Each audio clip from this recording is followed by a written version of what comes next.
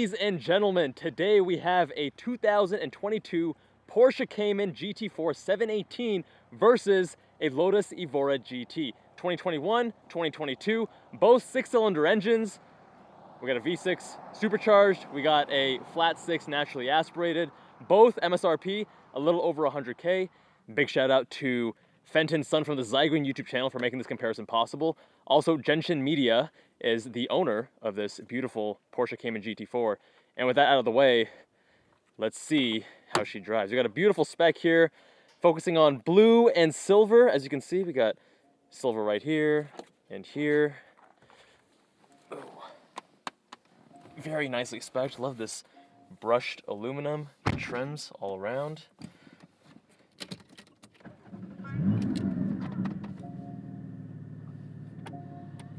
Joined here by Muiz from Genshin Media. Hi. Tell us a bit about, I mean, this car's mostly stock, just 2 mods, right? Mm-hmm. Yes, so we have a Akrapovic titanium overaxle pipe.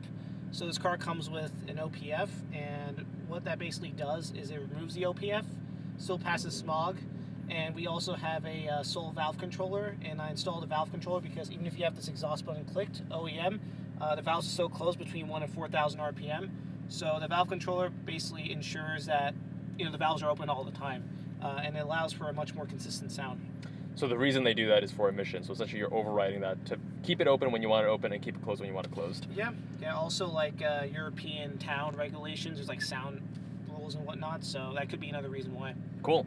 So with that out of the way, let's see how she drives. All right, we've got sport exhaust enabled. We're keeping PASM off because this road is pretty ass today. And we are powered by a flat 6 naturally aspirated, pushing out 414 horsepower, 320 pound-feet of torque. This is the 4-liter that is so desirable in these GT4s. The prior gen, the 981, had a smaller 3.8-liter, which we'll make a separate comparison video comparing this to that car. Link in the description.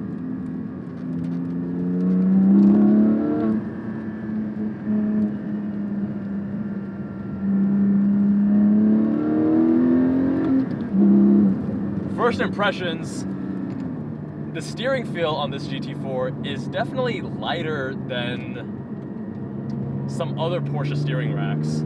It's still a good EPS, but it doesn't feel quite as well dialed in as some of the other Cayman racks I've recently experienced. In fact, even I think we drove a GTS recently that seemed to have better steering feel. Now I wonder if part of that was going to be the tire differences between the two vehicles. But it has a nice, very appropriate weighting to the rack.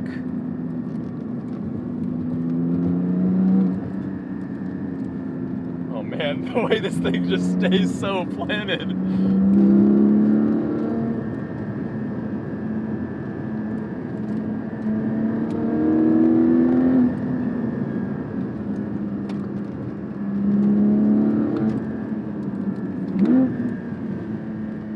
There is an auto blip feature with this car, but we have it disabled right now, and heel toe rev matching is a cinch.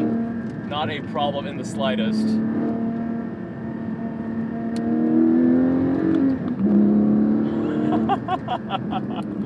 Guys, I love my job. I fucking love my job. Alright, going back to the transmission. You know, I've now been spoiled, thanks to Fenton's son, from driving more and more Honda S2000s and NSXs, and the transmission here is good. It's a very good transmission. The throws are a little bit longer than what I would like, personally.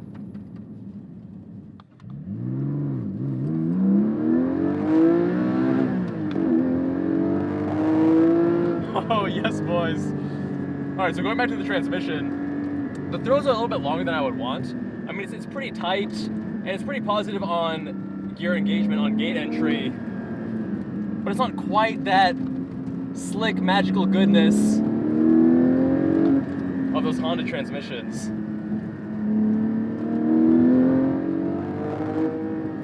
Now, obviously, I'm nitpicking because the rest of this car is just so good.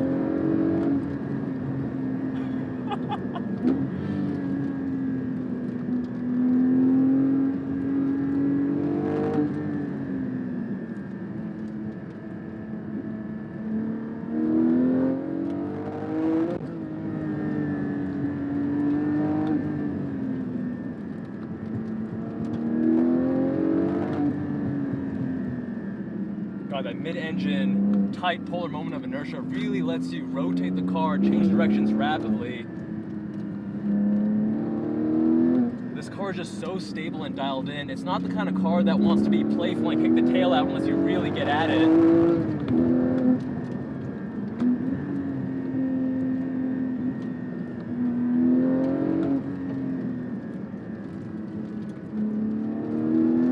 Really well sorted suspension. We're not getting, yeah, even with these really suboptimal surfaces, we're not really getting unsettled over the bumps. Even when we're mid-corner. A pretty comfortable car for what it is. Porsche has done such a good job tuning this.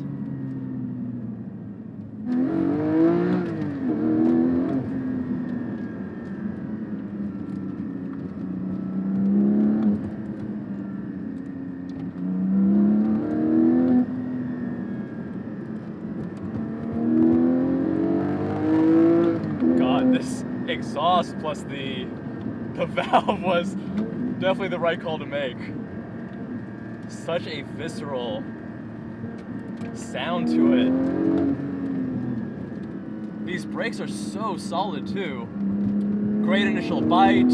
It's exactly what you want. A lot of the inputs of the Porsche Cayman GT4, they don't require much thinking. They feel natural, and that's what you want in a car like this. It allows you to then push it much harder whether on track or in the canyons, because you're not thinking, you're not having to process between your desired input and what you're expecting to get from the car. It all just happens in a very one-to-one linear fashion. And that's with all the inputs. Throttle response is beautiful, easy heel toe. And my GR86, it's very on-off switch. I need to get a pedal controller to fix that. But all the inputs here are just so dialed in. Brake, steering, transmission. The clutch feel on Porsches is also some of my favorite.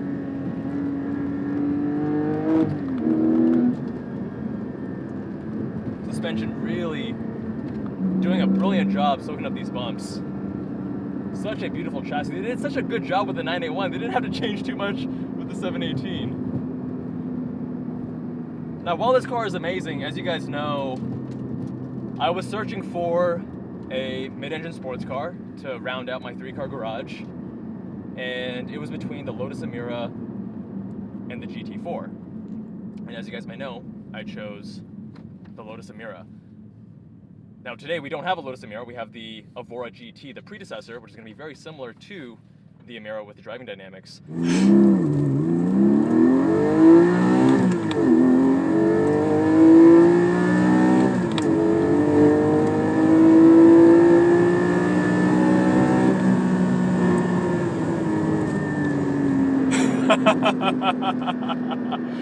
God, I love this car. So keep in mind your biases and your preferences, right? So if I care a lot about steering and transmission, everything in this car is so well sorted. Even the steering and transmission are very good. I am being just, I'm nitpicking here. And the steering, it doesn't have quite as much feedback. Part of that might be the Cup 2 tires versus the 718 GTS 4.0 I drove. I loved that steering, especially for an EPS. And I believe that was on 4Ss. So that can be part of the difference, right? The transmission is really good, but it's not quite as good as the Evora I drove. It's not quite as good as the Honda S2000, the NA1 NSX. So again, keep in mind your preferences. Everything in this car is so well sorted. And if you care more about the engine, I personally feel that the engine in this car is phenomenal, especially with this exhaust and the valve controller. It feels like a very special engine. The way it comes on, it gives you that very linear surge that of NA engines that we love. But with that being said, let's see how this compares to the Evora GT. Now it's time for the Lotus Evora GT. Now we have the Lotus Evora 400, we have the 420, and the GT is essentially slotted right between the two. The GT is a North American exclusive. We have these AP Racing brakes that are very capable. We have more exotic styling, I would say. The mid-engine is a little bit more up front and center in your face here, whereas in the Porsche it is hidden and tucked away. Beautiful green. I think this is British racing green, but I'm sure someone will correct me in the comments if I'm wrong. Plus I'm colorblind, so don't at me, okay? Now both cars weigh around the same amount, 3,100, 3,200. Both are putting out similar power figures. This one is 416 horsepower over the 414 in that car. And the pound-foot of torque is also within just a few, 317 in this vehicle. Now getting to the cabin, the first thing you'll notice is that this is not as premium of an interior. Sure, we have leather, and sure, we have a very driver-centric cockpit, but overall, the materials, the fit and finish, the gloss on this when you have the sun beating down, just overall, the fit and finish materials, not as premium, but I'm gonna say it feels more special. So even though it's not as high of quality, it feels a little bit more unique, intentional, and it feels like an occasion when I get into this car. We have, you know, the graphics here with the PSI on the left and on the right. We have the gauges. They just feel a little bit more unique and different, whereas in the Porsche, it's a little bit more familiar. It feels a little bit more similar to what we're all used to. This also has a handbrake, which we love. Porsche does not. And I'm excited because I haven't driven an Evora GT with a stick shift in several years, actually. 2020 was when I first drove one, but I had 3 passengers. I had the sales guy here, sales guy kid back there, and my ex-girlfriend behind me. Because yes, this is actually a 4-seater, whereas the Cayman GT4 is not. Now we're gonna put this into race mode. There we go, traction off. Exhaust valves open. We do not have adaptive suspension. Seating position feels a little bit high, but I'm wondering if... I think I'm actually sitting as low as I can go.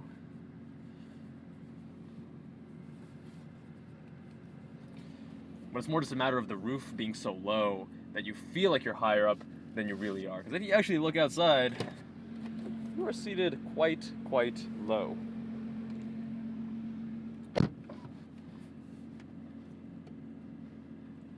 You know what's really cool? Look in the rear view there. You can actually see the throttle body. I love that. I love that! Now with that being said, let's get going.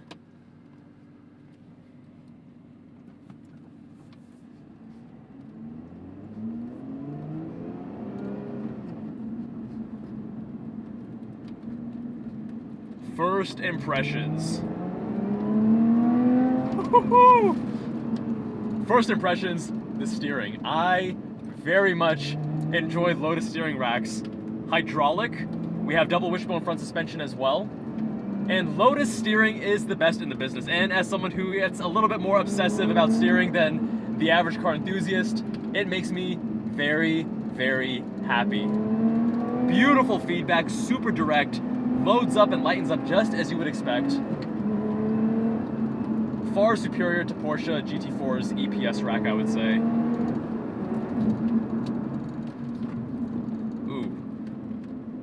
But one thing that is sticking out to me immediately would actually be the ergonomics when it comes to downshift. When it comes to heel-toe rev matching specifically, the clutch is really far over to the right-hand side. I wish that it could be a little bit further left, which would be a little more natural. And the throttle response is not consistent. So sometimes you're over blipping, sometimes you're under blipping. It does require more time. So with the Porsche, quick blip feels very natural. Here you gotta give it a little bit more, but sometimes that becomes too much. Now I wouldn't expect that because we have a manual actual throttle cable rather than drive-by-wire. But something just quite isn't right. And also the brakes, these are fantastic brakes, but the first couple millimeters of brake pedal travel, you're not getting much bite. I wish it was a little bit grabbier like it is in the Porsche GT4 at the beginning, that initial bite. And even after that, it's not quite as linear and progressive, such that, again, heel towing becomes a little bit problematic since you might give it too little or too much brake. It's not, like in the Porsche Cayman, the inputs disappear into the background and you can just focus on driving, whereas here you do need to be a little bit more intentional with each of the inputs. The transmission here is actually, better than I was expecting considering the reputation that these cars have. Not quite as good as the Emira that I drove last year. Definitely not quite as good as that. But it is nice and notchy. They're having a couple times where I need to be very intentional with the cross shifting across gears because it's not quite as slick. But very mechanical. A little bit notchier than the GT4 actually.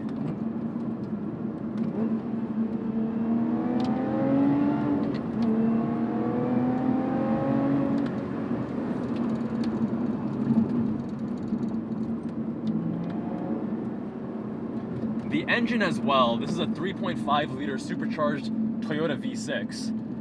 And it's a good engine, don't get me wrong. I think it sounds nice. It has a certain level of character. Doesn't give you too much torque down low. It really encourages you to wring it out. But it doesn't howl quite as hard as that Porsche. This red line is around 6,800. The Porsche engine feels a little bit more special to me. And part of that too is that beautiful aftermarket exhaust. Now don't get me wrong, this engine, there's nothing wrong with this, it still sounds great. But if we're comparing the two and we're choosing from two great options, the Porsche does edge it out a little bit.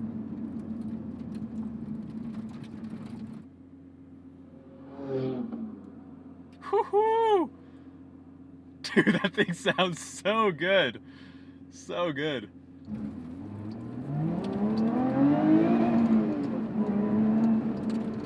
This transmission doesn't like being rushed, especially between first and second gear. Gotta be very gentle with it.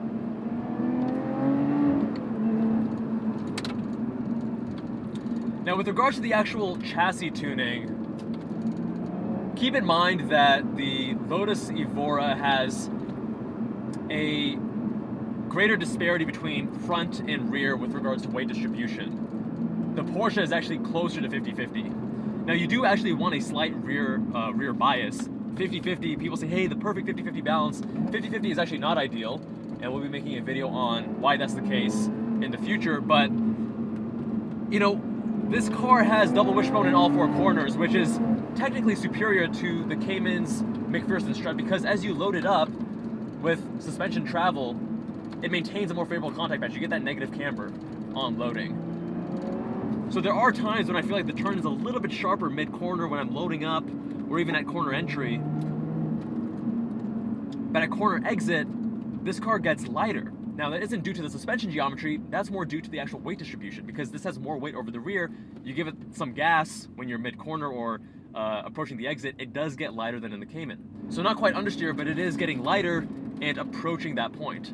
This car I feel would understeer a little bit easier than the Cayman based on these canyon drives, but again, pushing this on track, I'd be able to make a more conclusive assessment.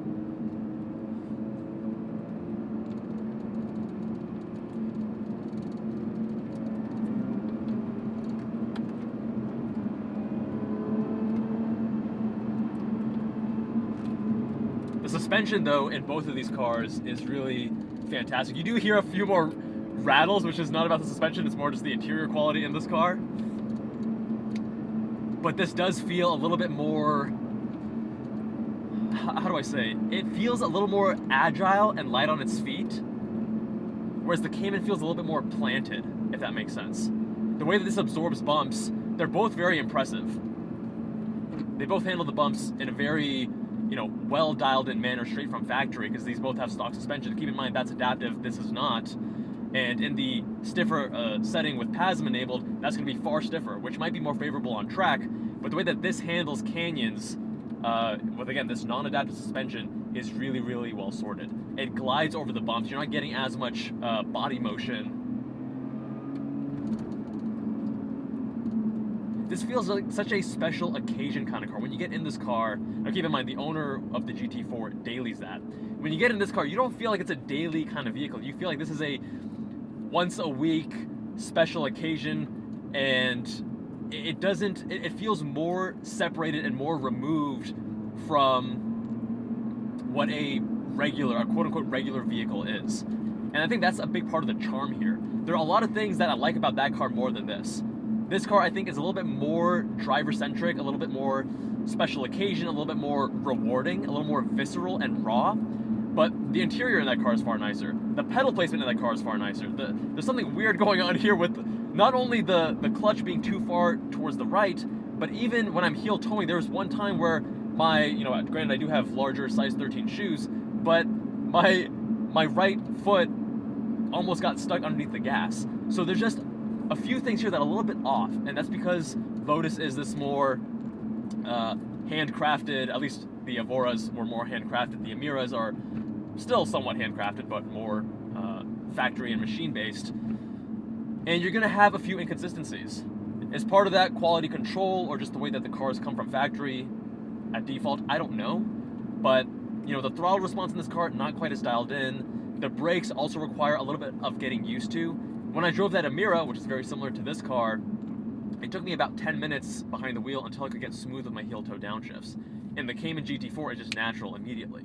So that car feels like an extension of you, and I do feel like that Cayman is perhaps a little bit more German, a little bit more surgical and precise. And, pardon the cliche, I know that everyone says that this thing is surgical, but I feel like I can get away with that, all right? I'm an MD and I was surgical at one point. Whereas this car feels more British in nature. So you're gonna see the extension of the countries, their stereotypes come out in the vehicles. And this is a little bit more emotional and less precise and clinical and sterile. This is gonna be a little bit more flamboyant, not quite Italian flamboyant, but further in that direction than the very clinical German. To sum it up, I'd say the Cayman GT4 is a little bit more of a refined and dailyable driver, whereas the Evora and the Emira, they're a little bit more raw, visceral, and driver focused. If you're really seeking and chasing driver engagement over all else, this car is the winner. Even though it doesn't have as optimal, inputs with regards to the pedals and the throttle response, and even the brakes aren't quite as linear. Those are things that you can get used to.